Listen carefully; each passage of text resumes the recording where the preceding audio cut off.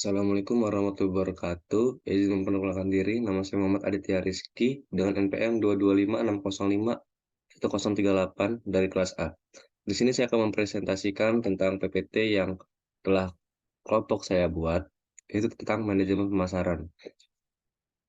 Berikut adalah nama-nama kelompok saya.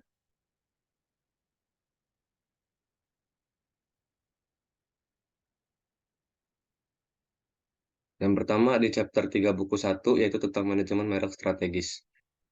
Yang pertama, sasaran pemasaran. Dasar segmentasi pasar konsumen meliputi 4 hal. Yang pertama, segmentasi geografis. Yang kedua, segmentasi demografi. Yang ketiga, segmentasi psikografis. Dan yang keempat, segmentasi perilaku. Yang kedua, kriteria segmentasi yang efektif. Segmen pasar harus memberikan penilaian positif terhadap 5 kriteria utama. Ada terukur, besar, dapat diakses, dapat dibedakan, dan dapat ditindaklanjuti. Yang ketiga, mengevaluasi dan memilih segmen pasar. Dalam mengevaluasi segmen pasar, perusahaan harus melihat dua faktor, daya tarik segmen secara keseluruhan, serta tujuan dan sumber daya perusahaan. Yang keempat, positioning merek yang kompetitif dan efektif. Dengan cara memahami positioning dan proposisi nilai, yaitu memilih kerangka acuan kompetitif, dan terakhir mengidentifikasi potensi titik perbedaan dan titik kesetaraan. Yang kelima, strategi kompetitif untuk pemimpin pasar. Meningkatkan pangsa pasar karena biaya untuk membeli pangsa pasar yang lebih tinggi melalui akuisisi mungkin jauh melebihi nilai pendapatannya. Yang keenam, branding dan pertumbuhan bisnis inti. Ruang lingkup branding pemasar perlu mengajari konsumen siapa produk tersebut dengan memberinya nama dan elemen merek lain untuk mengidentifikasinya serta apa fungsi produk tersebut dan mengapa konsumen harus peduli.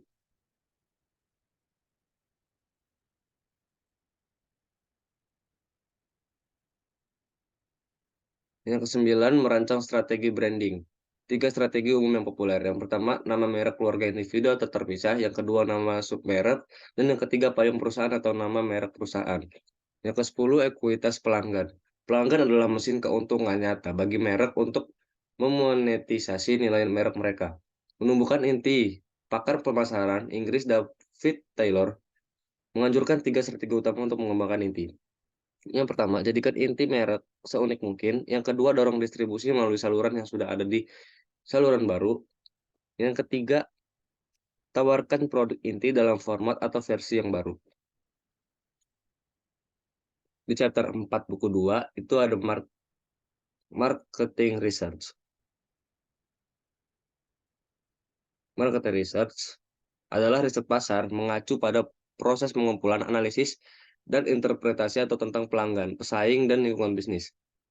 Meliputi tiga macam. Yang pertama, sistem informasi pemasaran. Yang kedua, pengambilan keputusan berbasis bukti dalam pemasaran. Yang ketiga, langkah-langkah dalam proses riset pasar. Yang pertama, sistem informasi pemasaran. Sistem informasi pemasaran yaitu suatu perusahaan menyimpan dan menganalisis data dari berbagai sumber dan mengubah data tersebut menjadi informasi untuk pengambilan keputusan pemasaran yang berguna. Yang kedua, pengambilan keputusan berbasis bukti dalam pemasaran.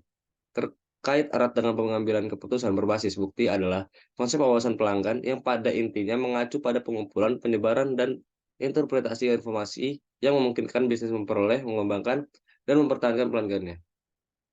Yang ketiga, langkah-langkah dalam proses riset pasar. Yang pertama, tentukan masalah penelitian. Yang kedua, tentukan desain penelitian. Di sini ada tiga cara. Yang pertama, eksplorasi. Yang kedua, deskriptif. Yang ketiga, kausal. Terus langkah yang ketiga, pilih metode untuk pengumpulan data primer. Di sini ada tiga cara, yaitu melalui kuesioner, melalui surat, wawancara telepon, dan wawancara tatap muka. Yang keempat, rancang sampel.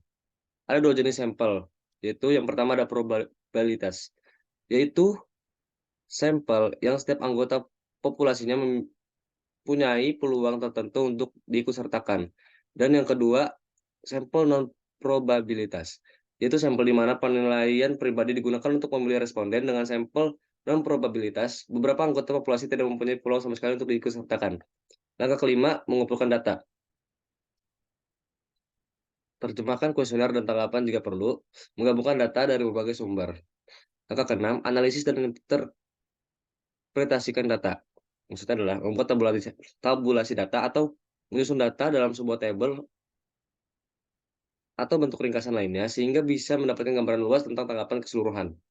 Yang ketujuh, siapkan laporan penelitian. Secara umum, laporan penelitian mencakup ringkasan eksekutif yang mencakup poin-poin penting dari keseluruhan laporan.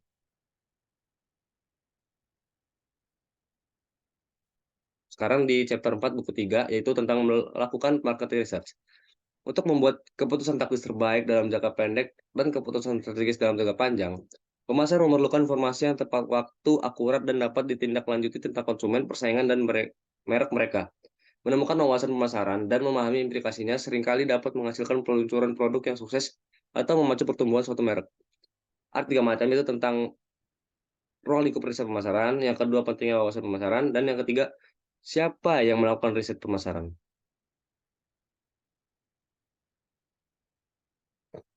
Di ruang lingkup riset pemasaran, marketing research adalah fungsi yang menghubungkan konsumen, pelanggan, dan masyarakat dengan pemasar melalui informasi yang digunakan untuk mengidentifikasi dan mendefinisikan peluang dan masalah pemasaran.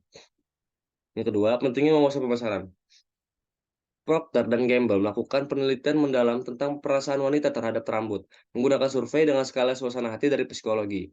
Penelitian EEG, resolusi tinggi untuk mengukur gelombang otak dan metode lainnya. Hasilnya, perusahaan memformulasi ulang produk Pantene, mendesain ulang kemasannya, mengurangi jumlah produk dari 14 koleksi menjadi 8, dan menyempurnakan kampanye iklannya. Yang ketiga, siapa yang melakukan riset pemasaran?